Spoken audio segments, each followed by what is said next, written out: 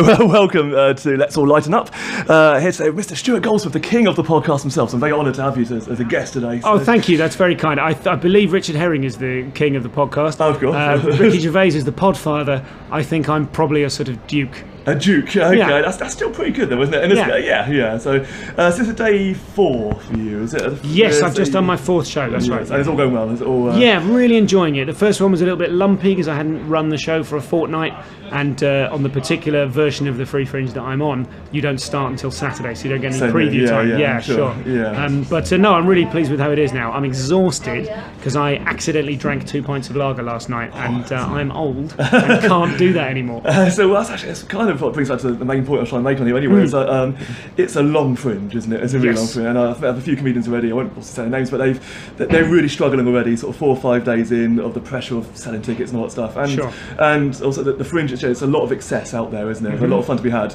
How do we survive it? I'm afraid the boring answer is stop drinking. Stop drinking, eat properly, get 8 hours sleep a night. When people start losing their voices in about 7 days, this is my 24th fringe. Wow. Yeah. I came here as a street performer initially, so I've done a bunch of them as a street performer, and then this is my 7th hour of stand-up, but I've done stand-up here in some form for like 12 years. Yeah. So I know what I'm talking about. In about 7 days, everyone will start putting Facebook posts saying, I'm losing my voice, can you suggest anything? And everyone will say, underneath, they will say, honey and lemon, and Sanderson's throat-specific mixture, and lozenges, and vocal zone. And the only real solution is stop drinking, stop making bad decisions about where you converse with people when you talk to people in clubs and everyone's trying to be heard over the music. Don't drink, sleep properly, drink water, stop going out. Sorry, but there it is. I was chatting to someone the other day who just said that the plan is to basically fly a show, do a show, don't see anyone again. Just go back, don't do the fringe. Man, I'm up here with my baby for the second time. I'm up here with I'm up here with a toddler. And we're in a house with 4 toddlers in it, and that is, obviously the phrase "a living nightmare" is raised my lips. It isn't. It's hugely fun. Yeah. It's a bit screamy overnight and you don't sleep much. Sure. But it's really good at reminding you that the fringe is utterly unimportant in the grand scheme of things. So it's like having your dog up here or something. Very different. It's it's the same principle. So just recognising that the fringe isn't the be all and end all. You will be a better performer and you will have more fun and do better work if you relax. Now the problem I have is that I love seeing 3 or 4 shows a day. I can't do that anymore really because of the child, but I do like seeing things. But at the same time, I do know some people who routinely come up here and see nothing, and they relax, they exercise, they go to the cinema, they hang out, they read, they have a nice picnic, they do their show, and then they chill out and they go back home and have a bath. I've never known how those people can live like that. I don't know. But you see some happy, relaxed performers out there. Yeah, as you said about the fringe not being the be-all and end-all of the show, and so do you ever get that pressure during the fringe, like my career depends on this? Or I was chatting to someone yesterday who said she didn't have a big audience and she thought maybe I should get a real job again, going out and all that stuff. Do you ever, is there so much onus on it, or there's a whole year apart from the fringe, but we also believe that the fringe is our year, isn't it? Yes, I think what contributes to that sense is obviously we've all had friends who've had an award or got a big lucrative TV job or something as a result of the fringe. Yeah. But those people are the ludicrous infinitesimal minority. Sure, yeah. And for most of us, I think I crossed a bit of a bridge a few years ago when I realised the reason I come here is 1% because something might happen. Sure, yeah. And 99% because I enjoy it. Because I think the fringe is the one place where full-time professional comedians, as you know, the life can be very isolating. Yeah. Even at a non-full-time or a non-professional level, it can be a very isolating thing. I'm just kind of reframing us. And this is the one time of the year where for a whole month we feel like we're normal people. Yeah. And that's very valuable. So come here for that. The happiest I've ever been here was in 2010 when I did my first hour, and I decided to regard the month as a victory lap. I was awarding myself for having completed one of my life's ambitions, which was to write an hour of stand-up comedy. Yeah. So I just came here and went, brilliant. I saw that, I think, actually. Did you? Thank you very much. Was that in Cannon's Gate, was it? Was that the was that the one after? It was an hour. Was that the one? An hour. That was 2 years ago. This was a good long time ago. This was in the Pleasance Dome back when I loved losing £5,000. So I had I had a really fun year. Yeah. And I let myself be really happy. And the only blip in my happiness that year that I remember was the day before the awards nominations, when a couple of people said to me, "Oh, you must be looking forward to tomorrow." And I didn't even know that I had a really good year, a good landing year, but I had no idea when the awards were coming out. I didn't know when the nominations were coming out. And for 24 hours, I got it in my head that maybe I might be nominated for a thing, and then I wasn't, and it made me really upset. And then I stopped and I thought, I was really happy before. Yeah. And there's two other sort of tangential things to this. One is that I thought to myself, a good solution, I think, for worrying about awards and nominations is to think of all the brilliant, and this does help if you've seen a lot of other shows, think of all the brilliant first hours or the brilliant eligible shows you saw who didn't get nominated. Yeah. And I thought to myself, well, if a Banderman didn't get nominated, then I'm fine not being nominated. I can't remember whether they did or didn't. I don't know who they were. And so I try not to engage with that process. I no longer read mine or anyone's reviews. And the levels, I think, are you read the reviews, or you read other people's reviews, then you secretly read yours, or you read only your good ones, or you stop reading yours and then you stop reading everyone's. And then the next level, which I've yet to attain, is to stop telling people that I've stopped reading the reviews. Because actually, it should matter so little to us. I'm not saying they're not useful, but they're not aimed at us. They're not for us. So if you can let go of that system and just not... The way to think of it is, if there were no other comedians in the world, and no critics and no industry, and someone said to you, do you want for your job to be travel somewhere, tell jokes, make people laugh and make money? You'd snap their hand off. Yes, I want that to be my job. Well, that is your job. So you should be that happy anyway. Competition is an illusion. The industry is an illusion. No competition or award is official. None of it's official. The Edinburgh Comedy Awards, it's just well branded that they've called it the Edinburgh Comedy Awards. It's not official. It's been going long enough. It's just one person going, all right, I'll do these awards. So when you realise that, the scales fall from your eyes, you go, none of that matters. What matters is you and your audience and your life and having fun. I think new comedians will find it's really useful, because I've seen a lot of people getting very, very stressed already. And none of it matters. And we've all seen, the longer you stay in the I'm going to say industry, I don't want to say game, because that would make me a wanker, but the longer you stay in the industry that I claim doesn't exist, the longer you keep going, two things happen. One, new comics start automatically respecting you, and you're having to be in dressing rooms going, can you stop respecting me, please? And the second thing that happens is that you recognise there are people who blow up massively and then nothing happens. They win a thing and then nothing happens. Or they win an award, or they nearly win an award, or they don't win an award and then 10 years later they're on TV, or 2 years later on TV. It's completely meaningless. And actually, the reason people end up being successful or being famous or being rich or whatever it is you want or think you want is for just so many other reasons to do with what they're running towards, what they're running away from, how much they live, breathe and eat it. All the people I know who are massively famous inhale comedy and it's their every waking moment. And also, if you're friends with any of their secret identities on Facebook, you quickly learn they're not necessarily happy. There's something about getting what you want which is inherently problematic. So I think I've never been happier than when I realised I was travelling hopefully. You know that phrase, it's better to travel hopefully than arrive. And what I love about comedy is travelling hopefully. So I just travel hopefully now. There is no arrival. There's no moment when you think, oh, that's it, I've got everything I want, I'll stop. That doesn't happen. So you might as well just keep doing it for the sake of it, doing it to enjoy it. Doing it for the right reasons. And doing it for the right reasons. And I'm not saying I'm some... I'm not... was that as an old Ian Herring line? I'm not saying I'm Jesus, that's for other people to say. But I'm not saying that I don't fall into the trap of going, oh, I'm a bit, should I read that review? Should I? No. You have to remind yourself, you have to cultivate the habit of happiness, and you have to cultivate the habit of stepping back from it all. And it's the key to that, to having the show that you're really happy with in the first place, and then knowing that certainly helps. If you work really hard, then whatever else happens, at least you worked hard. You're satisfied with that as well. And so very quickly, how do you get over the Fringe come down as well afterwards? A lot of us struggle when we get back, so we build so much up to all year, designing our flyers and all that stuff. Get out there. And do you just take a time out afterwards? I normally try and go on holiday immediately. I know a couple of comedians who would routinely take the last Sunday as their day off and then fly to Reading Festival and get hammered. Like that's like an immediate evac. Another good tip, I think, this is quite fun, is you think that you've only got 24 hours off if you have a day off. I don't have a day off, but when I did, I'd think I had 24 hours off. No, you've got 47 hours off.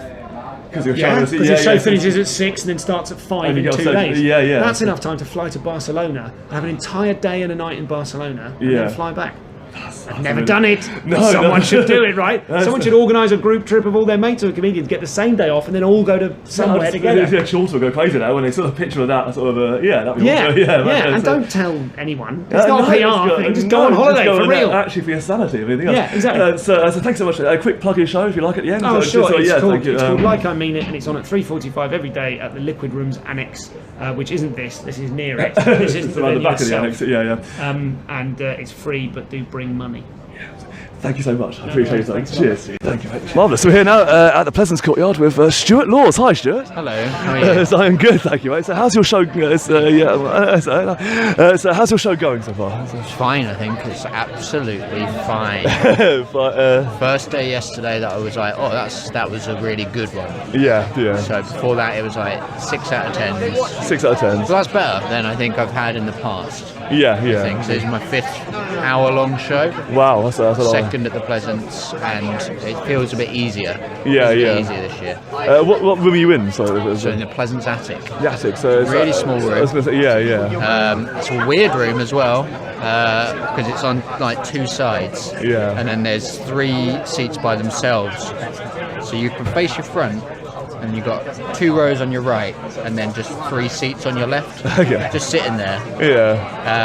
And I haven't filled those ones yet. I don't know what they're for. No. I don't know who they're for. It's for late covers, isn't it? You just nip in. Yeah. But I'm excited about the day that we have so many people that I have to chuck some people on there. So, your expectations going into this? I mean, you say it's a 6 out of 10 so far on today. It was a good one. Are you cool with that? Because a lot of people beat themselves up very, very early on about this. And well, I think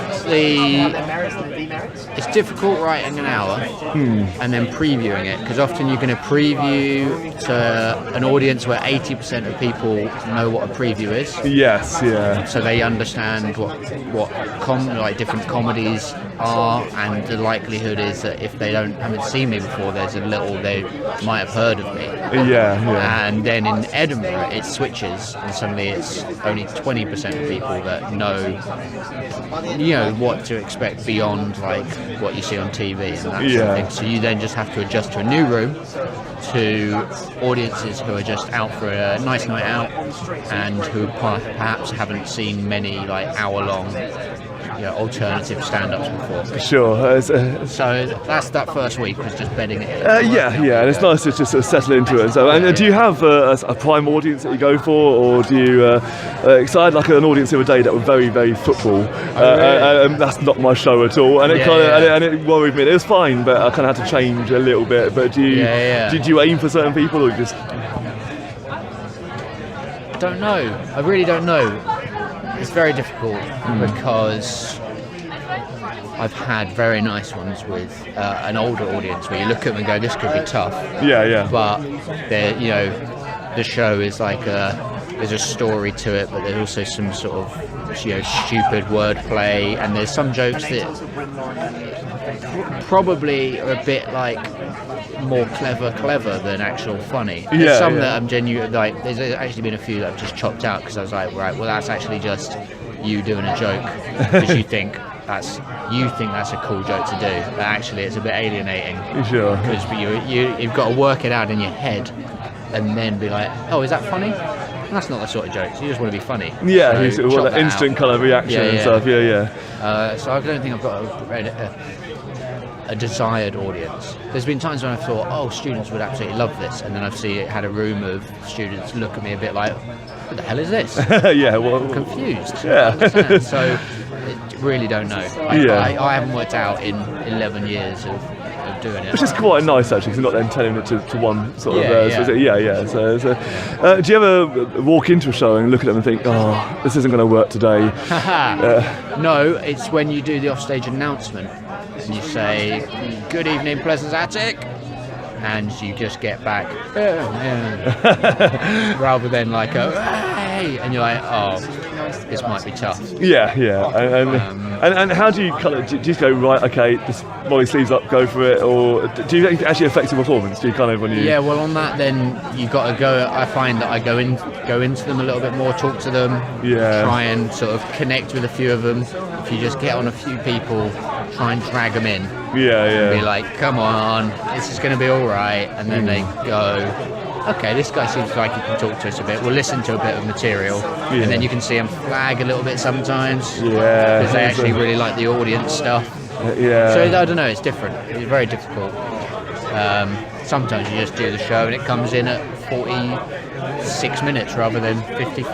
But you can feel if it's going to naturally. I think it's a mutual thing, isn't it? Sometimes, and doing each other a favour. Sometimes thinking, okay, it's a bit hot maybe, and we're all a bit tired. Let's just kind of. They're very hot rooms. Oh dear, there's one of those. But we've got some aircon that is very loud, so you've got to make the decision. Do you want to hear me clearly, or die of sweating? What do you go for? Yesterday I got an audience member to turn it on about 2/3 of the way through because I spotted 2 people being like, oh, it's hot in here. Yeah. Today it should be fine, I think. The weather today hasn't been It's cooled, it's cooled down a little bit. I mean, how flexible is your show when you're doing it? Do you feel that you... is it very, very scripted? I mean, obviously you have the best intentions to write a show, but then, as I say, when you have to like talk to the audience a bit more than you plan to, if they're not quite into it from the off, or... I'd say it's like 90% scripted, and there's a couple of routines that have like... are deliberately loose to play off the energy of the room. And then there's a bit of chat to people, which is just literally just designed to relax people. Well, there's a couple of bits we go. You ask a question to do with a bit of a routine, which changes. Maybe it's different each day depending on. I had someone in yesterday who he 3 times out loud just said, "What?" It's like he could not believe what he just heard. And he was like a young guy, he was enjoying the show, I think. But he was just so like, could not believe. Has he never been to a show before? Is he not? It's a reaction that he has. So I had to talk to him. I had to go in and talk to him a little bit. And then somebody, it depends on each show. Because I don't want to do just a very straightforward scripted thing. No. It's not a piece of theatre, is it? It's comedy ultimately, and you're there to entertain. So it's. Do you ever change the tone of the show on the audience as well? Like if there's no older people in there, you kind of take out the swearing or like that, or if it's a laddish crowd, you kind of go really a bit more. Or you. No, I guess maybe there's been. There's 3 uses of the word fuck in my show, and that's it. And they're there for deliberate reasons. It's emphasis, isn't it? Rather than just. And generally, I guess I have added in an extra one here and there on audience interaction, but generally, you got to save it. You can't be doing that swearing all the time. No. It's Normally, it shows someone is a bit unconfident about a routine. And so they think it's gonna get a cheap laugh out of it. So not really, but if it is more of a certain crowd, there might be way more audience interaction. So my show, I think yesterday actually I overran. It went to 61 minutes. And that was because I had that person saying what? And I had somebody else whose hobby was being like doing court advocacy. And you can't let that go when someone discusses that as a hobby. It's gold, isn't it? I guess it does depend a little bit. And also there's some routines that will expand if people are enjoying it. You chuck in an extra line. You can milk it a bit more than what you would. That's fun. I like the little lines are getting laughs. That's fun. So say, I mean, I'm with PBH, so we're only day 6, but you're probably day 10 or something now. So you do previews it's Thursday. So I started last Wednesday, day 8. Day 8, okay. And so how are your because it's a very, very long day 8 or 9. I'm telling mouse, but how are your energy levels at this stage? Are you still feeling excited by it all? Are you still like, this is the best thing? Or it's fine. This is 5th hour, and I deliberately this year I wasn't planning to come up. So when I got convinced to come up, and I got a really nice offer for a room. So I was like, all right, fine, I'll do it, but I'm going to literally just do my show. So I haven't been doing any spots. I'm gonna. It's 7 o'clock, so I don't have to worry about anything. So lovely slot and a nice central. Got a nice central flat. I'm going to enjoy myself because I probably won't be coming back with a new show next year. I want to actually properly enjoy it because each year I've done it, there's been different stresses on each one. Since 2011 when I did my first 3-hander, which was the most fun because it was 2 o'clock. all I had to do was 20 minutes each day, and then the rest was just like go out and having party. a time of my life. 20 minutes, there's no pressure either. You just be funny for that time, and then you're having a great time. So it's like, let's try and enjoy it. The show's fun, and not. Last year I wrote a very complicated show, which was a fake growing up in Iceland story. It was so intricately written that it really killed me to write it, and then it was very difficult to come out of the show. Of course, once you're in it. Did you ever get found out about that? Or? No, I think people just didn't really question it. It was just like, why would he go through so much effort to lie about something so like irrelevant? That's amazing. About working in a puffin sanctuary when I was a teenager, which again I didn't do. It was I enjoyed sort of writing that, convincing people about that. Some people just, when they found out, when they realised that 15 minutes in that I was going to be talking about puffins a lot, the face that they pulled, like, oh no, it's going to be an hour of this. Which is fine. But this year it's a slightly more relaxed show.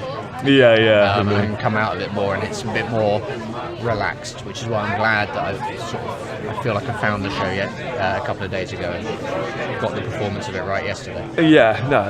So I mean, there is a lot of temptation up here, and if it was your first year, like, advice to a new comedian, and how do you survive the Fringe? Because there's a bit of a drinking thing going on, maybe. There's a lot of shows to see. There's a lot of even sort of the late night networking and stuff that we do sometimes. Involves being in a bar, doesn't it, and stuff like that, and late nights. I mean, how do you deal with that for 3 weeks? Because without burning out after 1 week, or do you just deal with it and accept the fact that you're going to be tired and kind of just? I mean, there is an element of just accepting it. I mean, I've been sort of shifting it up.